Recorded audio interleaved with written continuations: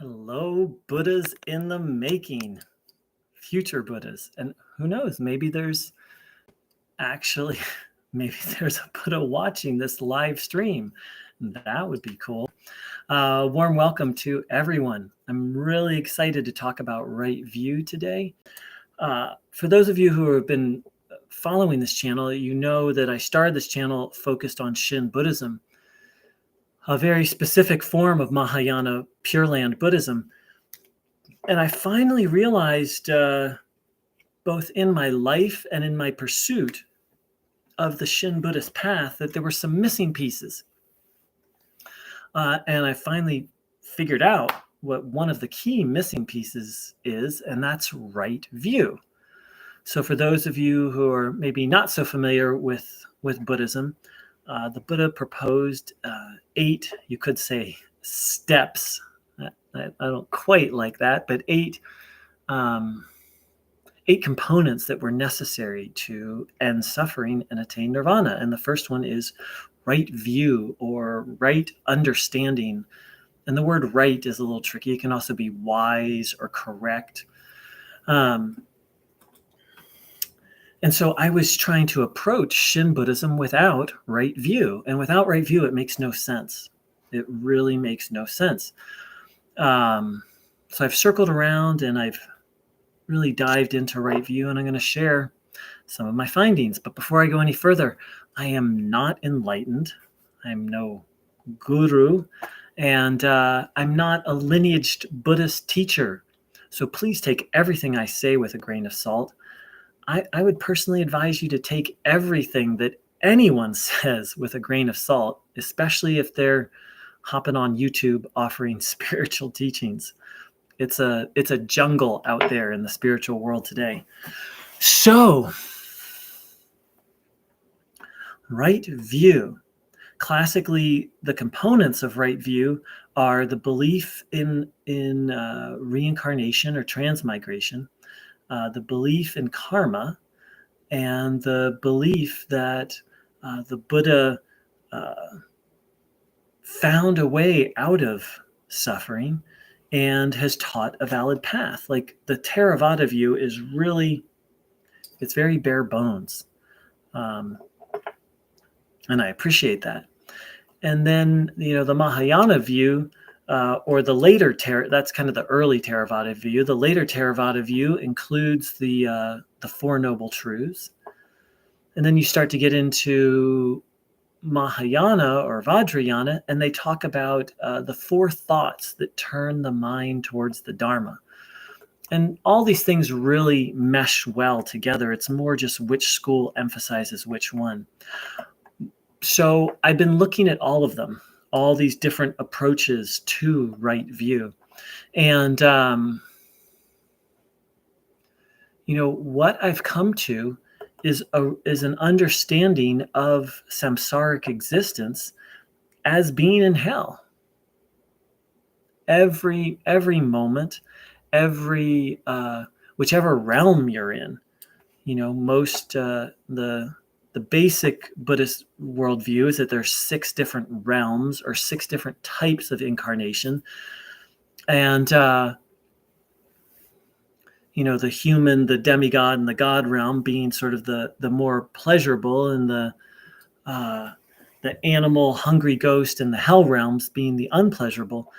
And for myself, the understanding I've come to is that they're all hellish. Even the God realm, even the human realm, even the demigod realm. It's more, I think of it as like kind of a purgatory in the classical sense of the word. Purgatory in the Catholic tradition is very uncomfortable. It's not just a place where you hang out before you go to heaven. It's this painful, uncomfortable place of purging. So this kind of purgatorial hell, that even if you're in the best circumstances, even if I'm in the best circumstances, I'm still in a kind of hell. And the interesting thing is that the human, the demigod, and the God realms are like this tricky kind of hell, because there's so many pleasurable experiences, wonderful experiences, especially in the God realm, that it's like this deceptive hell. It's like this tricky hell. Like if you're in the actual hell realm, it's just like nonstop suffering. And you're like, this sucks. Get me out of here. I don't ever want to come back here. But in the human realm, or worse, in the God realm, it's very deceptive. In the God realm, it can just seem amazing. And it is, but the teaching is that it is amazing for a very long time. And then it gets really bad and really painful. So that's deceptive because it probably seems like it's going to go on forever. Like I've hit the jackpot. I've hit the spiritual jackpot. It's just like eternal youth and pleasure and happiness and joy and satisfaction and bliss. And that goes on for a long time until it doesn't. It starts to fade. And that's when the dukkha kicks in. Dukkha meaning discomfort, pain, suffering. So that's a very deceptive type of hell. But then there's the human realm where we get all sorts of good things that happen. And it tempts me, it's tempted me, and it tempts, I believe, most people into thinking like, oh, I can find peace and happiness in this life. Wherein the Buddhist teaching is that there's no peace and happiness anywhere in samsara until you've attained nirvana, until your mind is completely pure of defilements. No real happiness is possible. And there's lots of deceptive kinds of happiness. That's part of the suffering of samsara, is it'll seem like we're happy. That creates attachment. Then when that temporary positive thing leaves, then there's the pain of it leaving, and then there's the pain of craving more of it. So the long and short of it is, from the Buddhist analysis of life in samsara, I'm going to read from the Jewel Ornament of Liberation by Gampopa. In fact, I'm just going to read one or two sentences. It talks about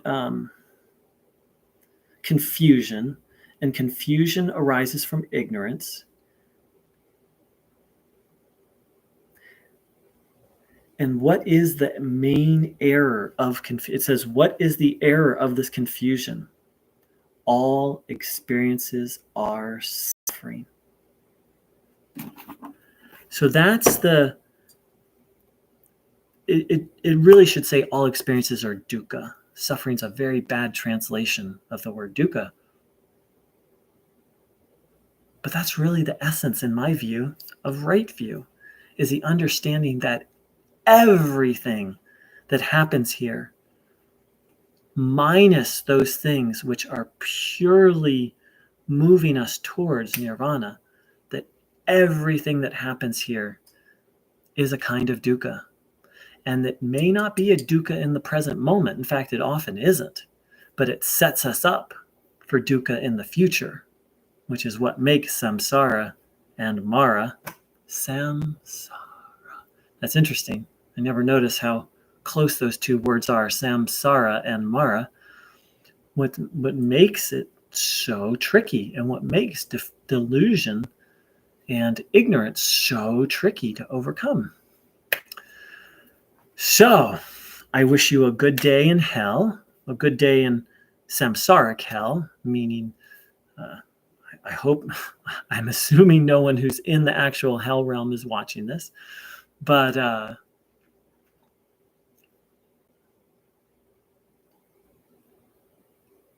the thing I'll end with is that it's so important to do the middle way, because it's very easy to get out of balance into materiality, but it's also very easy to get out of balance into spirituality, to being too transcendent and not tending to duties and obligations.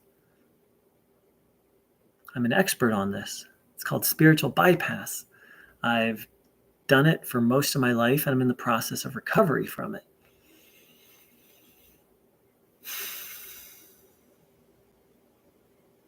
So that's all I've got for right now. Thank you so very much for listening. Take care.